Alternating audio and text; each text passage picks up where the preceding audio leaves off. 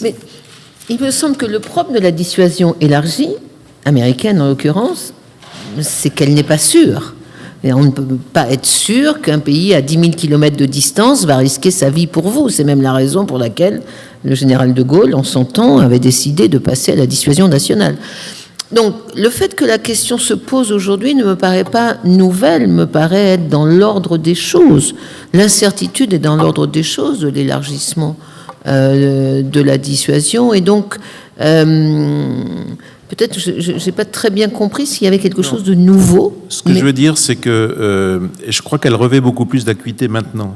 Parce que malgré les déclarations américaines, et encore dans la dernière stratégie nucléaire américaine, on fait toute une tartine sur la volonté américaine de protéger ses alliés. C'est quelque chose qui est considéré comme fondamental, mais on l'a vu ce matin. Dans ces disputes territoriales, est-ce que les Américains sont prêts à mourir pour un îlot artificiel qui est passé de 350 mètres carrés à 7 kilomètres carrés Non, sans doute non. Bien sûr que non. Il me semble, je ne sais pas, c'est peut-être pas le débat, mais enfin, le bon sens dirait que non. Hein. On va peut-être ouvrir après le débat sur ce point aussi avec la salle. Je passe maintenant la parole à Camille Grand. Donc Camille est le directeur de la Fondation pour la recherche stratégique, après avoir occupé différentes fonctions à la fois au ministère de la Défense, au cabinet de Madame Agneau-Marie et au Quai d'Orsay comme sous-directeur du désarmement. Et Camille donc va nous parler des hypothèses d'un conflit nucléaire en Asie. Merci Madame la Présidente, merci Nicole. Normalement j'aurais commencé cette présentation en disant que les questions nucléaires étaient devenues des questions essentiellement asiatiques. Il faut dire que M. Poutine nous aide à nuancer ce propos, ce qui nous permet d'élargir le champ de nos réflexions. Mais il est vrai que les risques nucléaires ont une très forte dimension asiatique au XXIe siècle et c'est ce sur quoi je vais essayer de plancher en prenant ça sous un angle un petit peu différent de celui de mes prédécesseurs, mais c'est parce qu'on est bien organisé, qui est de réfléchir finalement aux hypothèses de conflit nucléaire et avec une interrogation fondamentale qui est l'interrogation de savoir si en Asie orientale en particulier, puisque je vais laisser le Moyen-Orient de côté, pas par pour la cohérence de cette journée, hein, plus que parce que je considère que ce serait pas intéressant.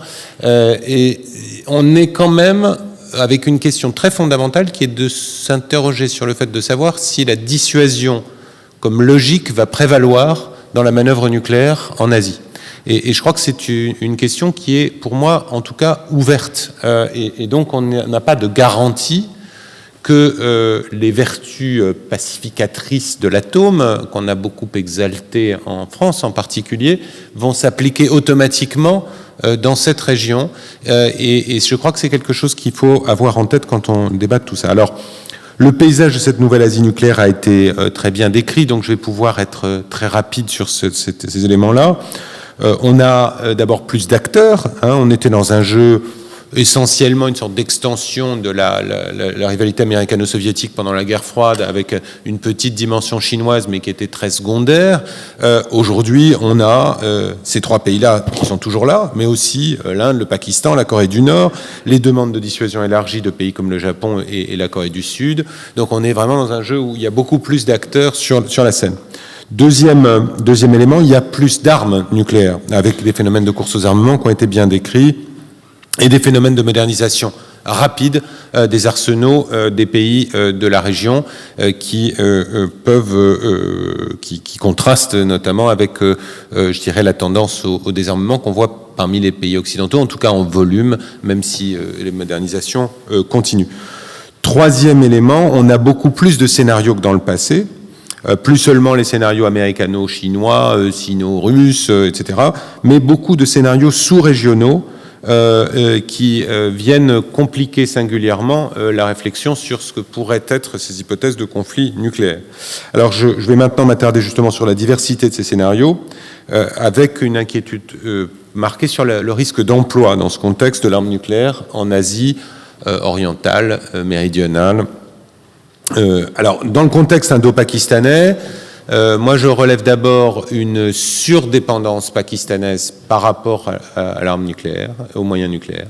On est devant un cas assez unique de pays. Peut-être le seul précédent, c'est peut-être la France des années 70, qui investit l'essentiel de ses moyens dans l'acquisition de capacités nucléaires et qui a une défense qui repose très largement sur ses capacités nucléaires face à un adversaire qui est manifestement plus puissant, unique et plus puissant, qui est l'Inde. Et dans ce contexte-là, les Pakistanais ont développé un arsenal nucléaire qui est probablement supérieur en volume à celui de l'Inde, produisent des matières fissiles à tour de bras et ont une posture nucléaire qui ne se conçoit que dans une des hypothèses d'emploi très tôt dans une crise, parce qu'ils savent qu'ils n'ont pas de chance de gagner un engagement conventionnel.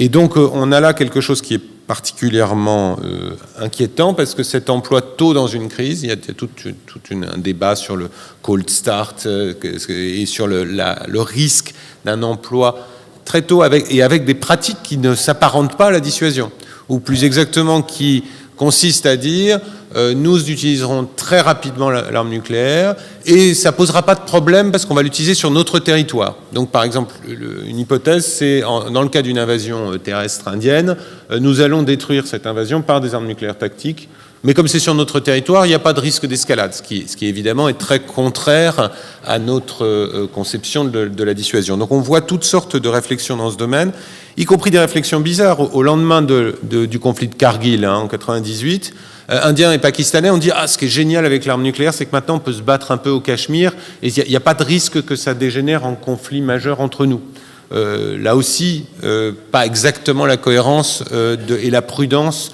des leçons de la guerre froide. Je cite toujours Churchill qui disait qu'à l'âge nucléaire, les pays se font la guerre comme les hérissons font l'amour, c'est-à-dire en faisant très attention. Donc, donc on est bien devant des usages atypiques et qui sont préoccupants. Si on regarde maintenant la Corée du Nord, on est devant le seul pays qui teste des armes nucléaires au XXIe siècle. Les 3 essais du XXIe siècle sont nord-coréens.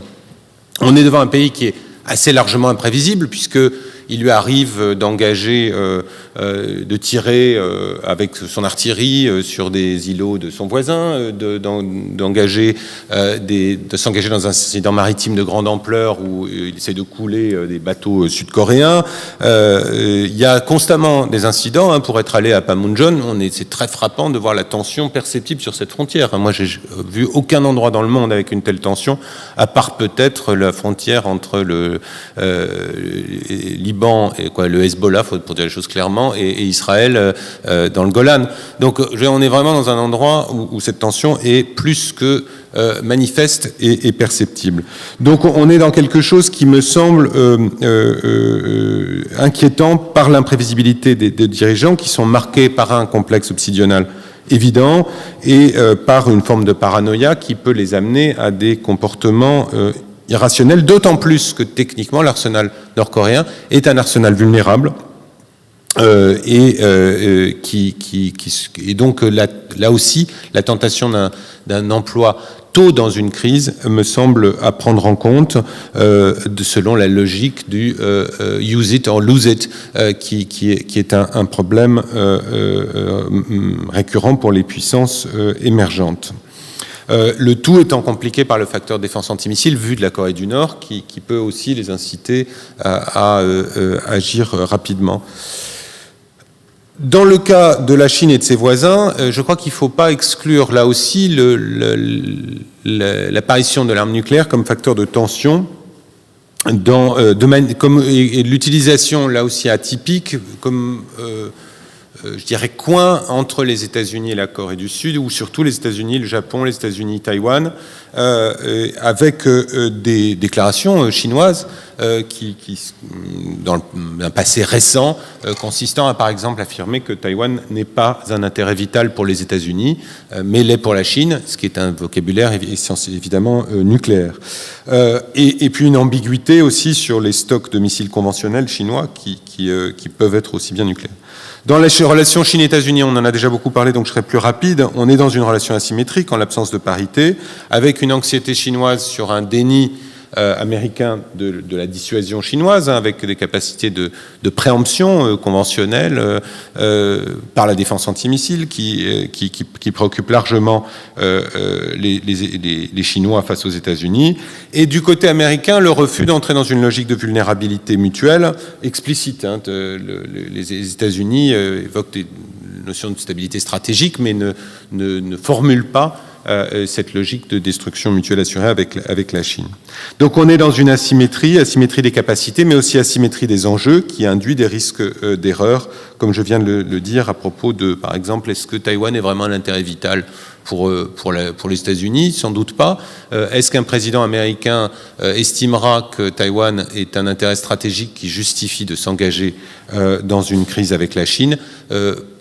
Je pense que beaucoup, dans une hypothèse de ce type, beaucoup à Washington expliqueraient au président que c'est son moment de crise des missiles de Cuba et que le leadership américain en Asie-Pacifique se joue. Donc je ne suis pas certain que le calcul chinois soit si prudent que ça. Il y a le débat Chine-Russie qui est un peu le débat caché du sujet. Ça a été dit tout à l'heure. Les Russes ont des armes tactiques à cause de la Chine plus qu'à cause de l'OTAN, il me semble souvent. Et donc, c'est pas que c'est une dimension qu'on ne doit pas oublier. Alors, pourquoi est-ce que tout ça est plus dangereux ? Et je termine là-dessus. Quelle est la spécificité des enjeux nucléaires asiatiques? D'abord, on a des facteurs d'instabilité beaucoup plus forts que dans d'autres espaces, je dirais malgré Poutine, d'une certaine manière. Et ça reste vrai malgré Poutine. Du fait de l'opacité des arsenaux, où on a des phénomènes de course aux armements, et au fond, on l'a vu à travers toutes nos déclarations depuis ce matin, on ne sait pas exactement où en est l'arsenal chinois, où va-t-il, où en est l'arsenal indien et pakistanais, où vont-ils, quels sont leurs objectifs stratégiques. Tout ça n'est pas affiché, n'est pas clair, et évidemment, je ne parle pas des Nord-Coréens. Ça se complique encore avec une absence totale de mécanismes d'arms control ou de transparence en Asie. Opacité des doctrines également, où on a un affichage du non-emploi en premier par la Chine ou l'Inde, mais la réalité de ces doctrines est sujette à caution. Il y a beaucoup de déclarations ambiguës qui posent un certain nombre de questions. Ensuite, on a des tensions régionales qui mettent en scène des acteurs nucléaires, et donc ça c'est un facteur de complication, c'est-à-dire que quand des tensions maritimes qu'on a beaucoup évoquées depuis ce matin, si ça se passe entre deux pays non dotés, les risques de conflits nucléaires sont faibles. Et puis on a un jeu nucléaire à joueurs multiples, ce qui évidemment est un facteur de complication très fort, puisque un départ de missiles aux confins de la Corée du Nord et de la Chine, comment est-ce qu'il est interprété? Une interception de missiles par une défense antimissile, comment sera-t-elle interprétée, etc. À ces difficultés s'ajoute le fait qu'on a un jeu beaucoup plus marqué entre capacités stratégiques nucléaires et non nucléaires, les tests de missiles antisatellites chinois, le développement de la défense antimissile, sur lequel je ne vais pas m'attarder puisque Stéphane Deloy va y revenir, et que l'amiral en a parlé, peuvent appeler des réponses nucléaires, et les Américains laissent entendre que la destruction de moyens satellites stratégiques peut s'apparenter à une menace sur leurs intérêts vitaux. Donc on est dans quelque chose qui est un facteur de complication. Dernier grand facteur de complication, évidemment, la dissuasion élargie, qui est de plus en plus exigeante dans la région, notamment parce qu'on a des bénéficiaires qui seraient capables de se doter de l'arme nucléaire, Japon, Corée du Sud, donc qui, de ce point de vue-là, ont des exigences très fortes, et qui sont demandeurs de modes de dissuasion élargie à l'européenne, c'est-à-dire avec un mot à dire sur la mise en œuvre, les doctrines, etc. Brad Roberts, qui a participé aux travaux de la chaire cette année, a consacré, selon ses propres dires, les 2/3 de sa vie pendant son dernier passage au Pentagone, à essayer de rassurer Japonais et Sud-Coréens sur la fermeté des intentions américaines et leur expliquer comment tout ça fonctionnait. Donc cette demande est très forte. La réassurance est souvent plus difficile que la dissuasion. Pour conclure, je dirais qu'on est en Asie devant un risque de voir l'arme nucléaire sans la dissuasion, avec des risques d'emploi, des risques d'emploi dans des conflits sous-régionaux, ce qui est une hypothèse qu'on n'avait pas nécessairement envisagée et qui, comme membre permanent du Conseil de sécurité, doit nous interroger, comme l'amiral Duché le rappelait tout à l'heure, et où, au fond, la garantie selon laquelle l'arme nucléaire est un facteur de stabilité et de paix ne s'impose pas naturellement dans tous les scénarios nucléaires asiatiques. Et donc, évidemment, tout ça est à suivre avec la plus grande attention. Merci beaucoup.